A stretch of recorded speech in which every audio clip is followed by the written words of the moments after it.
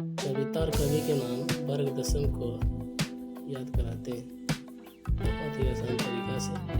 एक बार याद कर लीजिए, कभी नहीं भूलिएगा।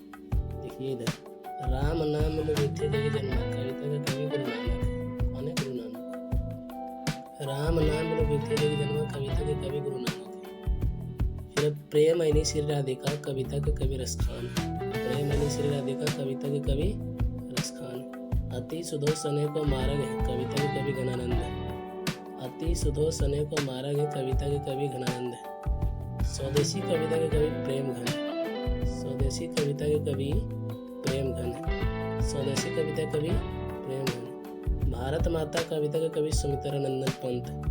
भारत माता कविता के कवि सुमित्रानंदन पंत। फिर जनतंत्र के जन्म कविता के कवि रामधारी सिंह दिनकर। जनतंत्र के जन्म कविता के कवि रामधारी सिंह दिनकर है।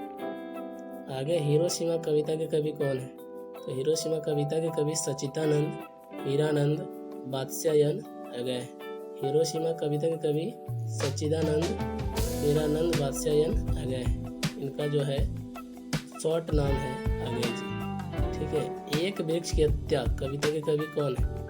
एक वृक्ष की हत्या कविता के कवि कौन है? कुमार नारायण।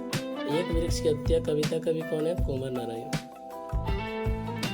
फिर देखिए, हमारी नींद कविता कवि कौन है? वीरेंद्र डंगवाल। हमारी नींद कविता कवि कौन है? वीरेंद्र डंगवाल। हमारी नींद कविता कवि कौन है? वीरेंद्र डंगवाल। ठीक है। फिर अक्षर ज्ञान कविता कवि कौन है? अनामिका।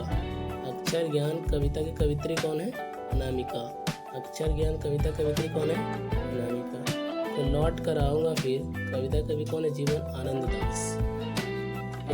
अगला, मेरे बिना तुम प्रभु कविता कवि कौन है? रेनन मारिया रिल्के। मेरे बिना तुम प्रभु कविता कवि कौन है? रेनन मारिया रिल्के।